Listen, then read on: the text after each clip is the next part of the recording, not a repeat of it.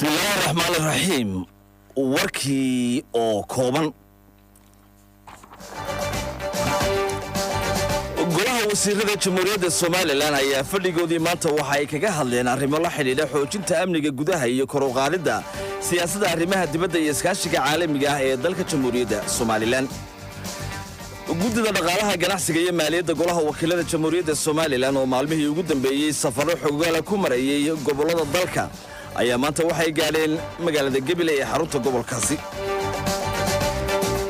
wasiir ku-xigeenka waxbarashada iyo sayniska jamhuuriyadda Soomaaliland iyo agaasimaha guud ee wasaaraddaasi ayaa maanta soo xidhay tababar u soconayay guddiyada horumarinta waxbarashada ee degmooyinka dalka kulankii bilaha ahaa ee guddiga farsamo ee agaasimayaasha guud ee wasaaradaha iyo hay'adaha dawladda ee barnaamijka dib u habaynta shaqaalaha dawladda ayaa maanta ka qabsamay hoteelka Mansoor ee magaalada Hargeysa ciidamada Japan iyo kuwa dalka Jarmalka ayaa dowlatus military oo weyn waxa ay ka bilaabeen badweynta Pacifiga sida ay cadeeyeen wasaaradaha gaashaandhigga ee labadaasi wadan kumanaan kun oo dadka reer Iiraan ayaa waxa ay isugu soo baxeen wadooyinka waaweyn ee caasimadda Tehran kuwaasi oo ay kala qayb galayaan mas'uuliyiinta iyo madaxda sarsare ee xukuumadoodu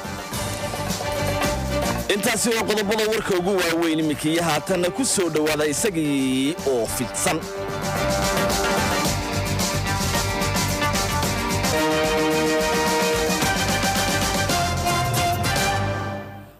golaha wasiirada ee jamhuuriyadda Soomaaliland ayaa fadhigoodii maanta waxa ay kaga hadleen arrimo la xiriira xoojinta amniga gudaha iyo kor u qaadista siyaasadda arrimaha dibadda iyo iskaashiga caalamiga ah ee dalka jamhuuriyadda Soomaaliland war kooban oo ka soo baxay madaxtooyada Soomaaliland oo soo gaaray xafiiska wararka ee Solna ayaa lagu sheegay in fadhiga 28aad ee golaha wasiirada jamhuuriyadda Soomaaliland oo shir gudoominaya madaxweynaha dalka mudane Muuse Biixi Cabdi oo ku wehelinaya madaxweynaha ku-xigeenka dalka mudane Cabdiraxmaan Cabdullaahi Ismaaciil Saylici warbixino lagaga dhageystay wasaaradaha arrimaha gudaha iyo arrimaha dibadda iyo iskaashiga caalamiga waxa goluhu ka wada hadlay arrimaha xoojinta amniga dalka oo goluhu dood dheer iyo falanqaynba uu ka yeeshay warkaasi waxa kale oo lagu sheegay in golaha wasiirada jamhuuriyadda Soomaaliland ay la fagureen dardargelinta iyo siyaasadda arrimaha dibadda iyo xiriirka caalamiga ah ee dalka jamhuuriyadda Soomaaliland guddiga dhaqaalaha ganacsiga iyo maaliyadda ee golaha wakiilada ee dalka Soomaaliland oo maalmihii u dambeeyay safaro xooggan noqoshaha ku marayay gobolada dalka ayaa waxa ay maanta gaadheen magaalada Gabiley guddiga dhaqaalaha ganacsiga iyo maaliyadda ee golaha wakiilada Soomaaliland ayaa waxay kulan la qaateen mas'uuliyiinta gobolka Gabiley oo ay ka mid ahaayeen barsaabkii hore ee gobolka Gabiley Cabdixakiin Aadan Xaaji Diiriye maamulka kastamka Kalabaydh maamulka cashuuraha bariga maayarka magaalada Gabiley Maxamed Amiin Cumar Cabdi iyo mas'uuliyiin kale waxaana xildhibaanada ka socday golaha wakiilada Soomaaliland ay sheegeen in safarkoodani uu yahay mid xooggan u noqosho kulamada ay yeesheen guddiga dhaqaalaha ganacsiga iyo maaliyadda golaha wakiilada Soomaaliland iyo maamulka gobolka Gabiley iyo kan degmaduba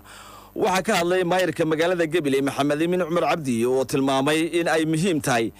in guddidu ay booqdaan oo ay xog ka helaan hay'adaha iyo wasaaradaha dawladda ee ay wada shaqaynta leeyihiin maadaama ay dhawaan ansixin doonaan miisaaniyadda qaranka waxa iyaguna halkaasi ka hadlay xubno ka mid ah guddiga dhaqaalaha ganacsiga iyo maaliyadda golaha wakiilada ee Soomaaliland waxaana tilmaameen in safarkoodani uu ku qotamo xooggan noqoshada xaaladda dhaqaale ee dalka maadaama oo ay dhawaan ansixin doonaan miisaaniyadda qaranka Soomaaliland waxaana tilmaameen in ay si wanaagsan iyo xoog badanba ay kulamo u yeesheen guud ahaan mas'uuliyiintii ay la soo kulmeen ee hore iyo madaxda gobolka Gabiley iyo kuwa degmadaba wasiir ku-xigeenka waxbarashada iyo sayniska jamhuuriyadda Soomaaliland iyo agaasimaha guud ee wasaaraddaasi ayaa maanta soo xidhay tababar soconayay in muddo ah oo u soconayay guddiyada horumarinta waxbarashada ee degmooyinka dalka tababarkaasi oo muddooyinkii u dambeeyay ka socday magaalada Burco ee xarunta gobolka Togdheer waxa ka warbixiyay agaasimaha waaxda qorsheynta ee wasaaradda waxbarashada iyo sayniska Soomaaliland Cabdulqaadir Cabdillaahi oo tilmaamay in tababarkaasi ku saabsanaa sidii loo sii horumarin lahaa wada shaqaynta guddiyada horumarinta waxbarashada iyo ka gacan geysashada isfahamka iyo wada shaqaynta bulshada qaybaheeda kala duwan iyo qaybaha waxbarashada ee heer gobol iyo heer qaran waxaa iyaguna halkaasi ka hadlay maayarka magaalada burco cabdirasaaq ibraahim cabdi iyo barasaabka gobolkaasi togdheer maxamed cabdilaahi ibraahim nafaqo oo ka qaybgalayaasha tababarkaasi kula dardaarmay in aqoontii iyo khibraddii ay kordhisteen ay uga faa'iideeyaan gobollada iyo degmooyinka ay ku noqon doonaan iyo weliba bahda xagga waxbarashada. wasiir ku-xigeenka wasaaradda waxbarashada iyo sayniska somalilan cabdixakiim siciid bustaale agaasimaha guud ee wasaaraddaasi cabdirasaaq saleebaan oo labaduba halkaasi ka hadlay ayaa iyaguna waxa ay soo jeediyeen oo ay kula dardaarmeen xubnaha tababarkaasi qaatay in aqoontii ay barteen ay uga faa'iideeyaan deegaanadii ay ka yimaadeen oo ay kula noqdaan. waxaana caddeeyeen in guddiyada degmooyinka ee horumarinta waxbarashadu ay ka shaqayn doonaan horumarinta waxbarashada degmooyinka ay ka howlgalaan. kulankii bilaha ahaa ee guddida farsamo ee agaasimayaasha guud iyo wasaaradaha iyo hay'adaha dowladda ee barnaamijka dib u habaynta shaqaalaha dowladda ayaa maanta ka qabsamay hoteelka Mansour ee magaalada Hargeysa. kulankaasi oo uu gudoominayay gudoomiyaha hay'adda shaqaalaha dowladda ayaa waxa lagaga hadlay halka ay marayaan hawlihii dib u habaynta shaqaalaha dowladda, waxyaabaha qabsoomay iyo kuwa hadda socda. kulankaasi ayaa intii uu soconayay waxa lagu falanqeeyay qodobo ay ka mid ahaayeen qaab dhismeedyada wasaaradaha iyo hay'adaha dowladda, siyaasadda maamulka iyo maareynta xuduudda shaqaalaha iyo habraacyada ka farcama, shaqaalaha xirfadaha gaarka leh ee lagu xoojiyay wasaaradaha iyo hay'adaha dowladda, warbixin guud oo la siinayay agaasimayaasha cusub ee wasaaradaha taasi oo ku saabsan doorka wada shaqayneed ee hay'adaha shaqaalaha iyo weliba wasaaradaha iyo weliba qodobo kale. ugu horreyn waxaa halkaasi ka hadlay guddoomiyaha hay'adda shaqaalaha dowladda oo si rasmiya shirkaasi u furay, waxaanu si qoto dheer u faahfaahiyey shaqooyinka baaxadda leh ee socdo, gaar ahaana dib u habaynta shaqaalaha dowladda iyo isbedelada dhinaca adeegyada bixinta dowladda ee hay'adda shaqaaluhu ay ku howlan tahay iyada oo la kaashanaysa wasaaradaha iyo hay'adaha dowladda ee kala duwan. waxaa kale oo halkaasi ka hadlay mas-uuliyiin ka mid ah agaasimayaashii guud ee iyaguna kulankaasi goobjoogga ka ahaa ee ka soo qayb galay. xubnaha agaasimayaasha guud ee shirkaasi ka soo qayb galay ayaa dood dheer waxay ka yeesheen qodobada shirka lagaga hadlayay, iyaga oo soo jeediyey doodo iyo falanqayno qoto dheer oo ku saabsan hirgelinta iyo dhaqangelinta siyaasadaha iyo habraacyada ay samaysay hay'adda shaqaalaha dowladdu. shirkaasi ayaa gebagabadii waxaa la isla qaatay qodobo muhiim u ah dardargelinta howlaha dib u habaynta shaqaalaha dowladda, adeeg bixinta wasaaradaha iyo hay'adaha dowladda iyo guud ahaanba socodsiinta howlaha qaranka. maareeyaha hay'adda duulista iyo madaarada Somalilan Cumar Cabdilaahi Aadan Cumar Sayid iyo maamulka gobolka Sanaag iyo ka degmada Ceerigaabo ayaa maanta soo gabagabeeyay xadaynta xayndaabka garoonka diyaarada ee magaalada Ceerigaabo. agaasimaha waaxda madaarada ee hay'adda duulista iyo madaarada Somalilan Cabdixakiim Maxamed Biixi iyo isduwaha wasaaradda howlaha guud dhulka iyo guryeynta Somalilan ee gobolkaasi Sanaag Maxamed Saleebaan iyo isduwaha hay'adda duulista iyo madaarada Somalilan ee gobolka Sanaag Aadan Ilkacsi oo iyagu halkaasi ka hadlay waxay tilmaameen in ay dhammaystireen xadaynta garoonka diyaaradaha ee magaalada Ceerigaabo, iyagoo caddeeyey in ay xadeeyeen 7 kiiloomitir oo isku wareega. waxay si weyn ugu mahad celiyeen dadweynihii dhulkooda uu galay xayndaabkaasi madaarka Ceerigaabo oo iyagu dhulkaasi haneeyey. waxaa iyaguna halkaasi ka hadlay taliyaha xabsiga magaalada Ceerigaabo, taliyaha qaybta booliska ee gobolka Sanaag iyo maayarka magaalada Ceerigaabo Ismaaciil Xaaji Nuur. waxay si weyn ugu mahad celiyeen dadka dhulkooda uu galay xayndaabkaasi madaarka Ceerigaabo oo ay sheegeen in hab guul ah uu ku dhammaaday. ugu dambeyntiina waxaa goobtaasi ka hadlay gudoomiye ku-xigeenka gobolka Sanaag ahna kusimaha gudoomiyaha gobolkaasi Maxamed Khaliif Nuur iyo maareeyaha hay'adda duulista iyo madaarada Somalilan Cumar Cabdilaahi Aadan Cumar Sayid. waxay tilmaameen in qorshahani uu yahay mid sii saxaya garoonka diyaaradaha ee magaalada Ceerigaabo oo ay ku tala jiraan in 1 bisha May ee sanadka fooda inagu soo haya ay ka degaan garoonkaasi diyaaradihii u horeeyay, isagoo u adeegi doona dadka reer Ceerigaabo iyo kuwa Somalilanba. mas-uuliyiinta dowladda hoose ee caasimadda Hargeysa ayaa ku dhawaaqay olole nadaafadeed oo ay caawa waqti dhow ka fulin doonaan suuqa weyn ee magaalada Hargeysa. kulan ay isugu yimaadeen mas-uuliyiinta dowladda hoose ee caasimadda Hargeysa oo uu horkacayay maayar ku-xigeenka caasimadda Hargeysa ahna kusimaha maayarka caasimadda iyo xubno ka mid ah golaha deegaanka ee caasimadda oo lagu qabtay dowladda hoose ayaa waxa ay sheegeen in ay u mahadnaqayaan ganacsatadii iskood uga guuray wadada wadnaha ee bartamaha magaalada Hargeysa. kulankaasi ay isugu yimaadeen mas-uuliyiinta dowladda hoose ee caasimadda Hargeysa waxa ay kaga hadleen amuuraha wadadaasi bannaynteeda iyo dhinaca bilicda. xogayaha fulinta dowladda hoose ee Hargeysa Siciid Nuur Jaamac oo halkaasi ka hadlay waxa uu tilmaamay in ganacsatadii ku ganacsanaysay suuqa weyn ee magaalada Hargeysa gaar ahaan bartamaha wadadaasi ay ammaan mudan yihiin oo ay iyagu halkaasi ka urursadeen alaabtooda iyadoo waqtigii loo qabtay aanu dhammaanin. xogayaha fulinta dowladda hoose ee magaalada Hargeysa waxa uu sidoo kale sheegay in caawa olole ballaaran oo nadaafadeed ay ka fulin doonaan meelmihii ay ka guureen ganacsatadii ku ganacsan jirtay. waxa uu caddeeyay in ololahaasi uu 9 habeenimo oo fooday nagu soo haya uu ka bilaabmi doono bartamaha magaalada Hargeysa iyadoo ay ka wada qayb qaadan doonaan madaxda iyo xildhibaanada golaha deegaanka iyo shaqaalaha dowladda hoose iyo waliba shirkadaha leydhka iyo kuwa iyaguna xagga xayeysiisyada ee boorarku ay goobahaasi ugu yaaleen. wasaaradda deegaanka ee Somaliland ayaa deegaamo ka tirsan gobolka Awdal waxay qaybisay dhir lagu talagalay in lagu beero oo bilicda deegaamadaasi kor loogu qaado. sida uu ku warramay wariyaha wakaaladda wararka Somaliland ee Soolne magaalada Boorama Cabdisalaan Saahays duwaha wasaaradda deegaanka gobolka Awdal Cabdiwahaab Xuseen Muumin waxa uu sheegay in dhirtaasi loogu talagalay sidii kor loogu qaadi lahaa ilaalinta iyo kobcinta xagga dhir beerista iyo bilicdaba. waxa kale uu sheegay in dhirtaasi loo qaybin doono qaar ka mid ah magaalooyinka gobolkaasi ku yaala kuwaasi oo lagu beeri doono si kor loogu qaado bilicda magaalooyinkaasi iyo lagaga hortago doorsoonka iyo isbeddelka cimilada iyo xaalufka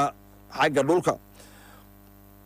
kormeerka guud ee wasaaradda deegaanka u qaabilsan gobolka Awdal Carab Diiriye Warsame ayaa isna waxa uu mahad celiyay wasaaradda deegaanka Somaliland oo uu sheegay inay dadaal ugu jirto sidii kor loogu qaadi lahaa daryeelka deegaanka siiba xagga dhirta xilli ay dunidu wajahayso isbeddel xagga cimilada kaasi oo dunidu ay si weyn u hadal hayso sidii wax looga qaban lahaa.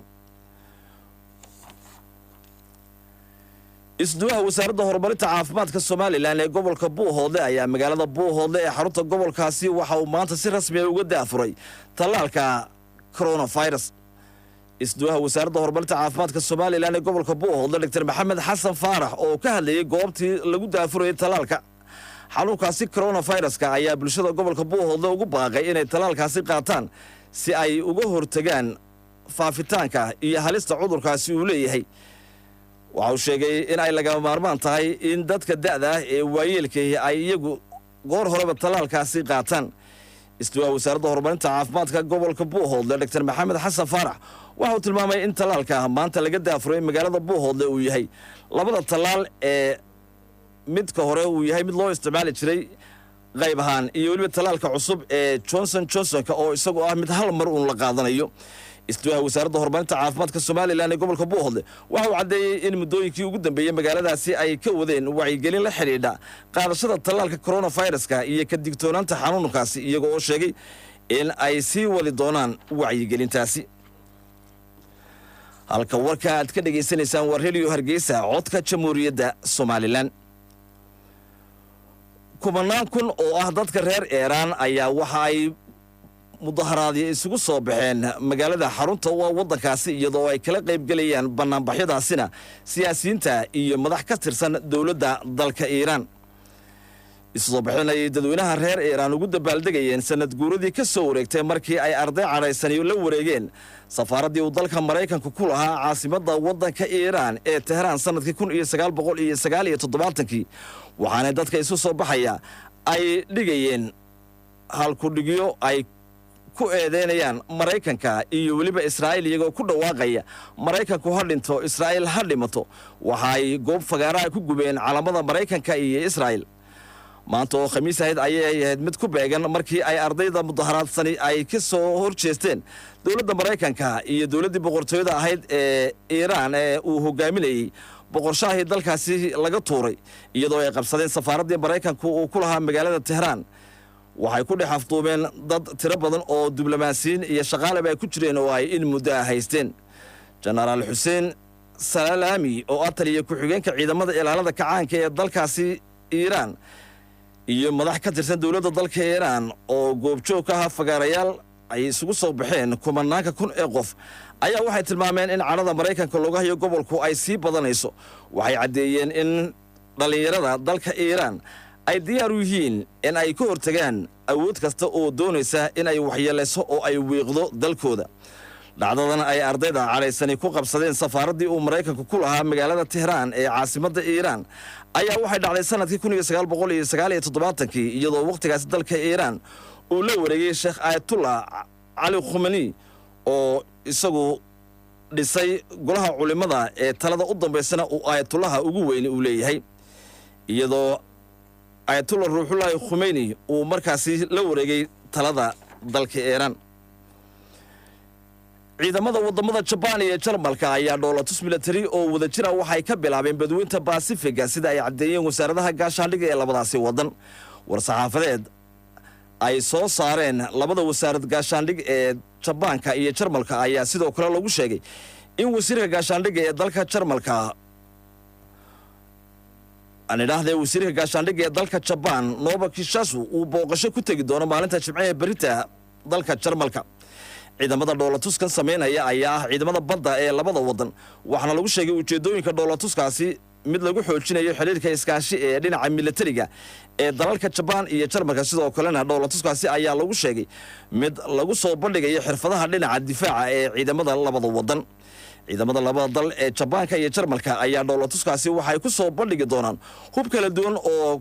dhinacyada badda kaasi oo ay ka mid noqon doonaan maraakiibta burburiyaasha iyo kuwa diyaaradaha xambaara iyo waliba diyaaradaha dagaalka ee labada wadan. dhinaca kale waxaa wadanka Japan soo gaaray markab lagu magacaabo Bavaria oo markab ay ciidamada dalka Jarmalku leeyihiin waxaanu noqonayaa markabkani markii ugu horeeyay ee dagaal ee ciidamada Jarmalku ay leeyihiin ee dalka Japan soo caga dhigta 20 sano ee ugu dambeeyay. warkii caalamka oo aad ka dhageysanayseen Radio Hargeysa codka Jamhuuriyadda Somaliland dadweynaha aanu jecelahay waa naga inta. warka xiga haddii Allah uu daliyo ogolaado ayaan idinku soo rogaal celin doonaa isla baahinteeda idaacadeed ee habeenimo caawo oo habeen uu Jimce soo galayo saacadu marka ay gaadhay insha Allah 9:40 daqiiqo. inta ka horeysa waxa socon doona taxanaha suugaanta iyo barnaamijyada iyo casharada kala duwan iyo muusiga waliba aan idinku talagalay habeen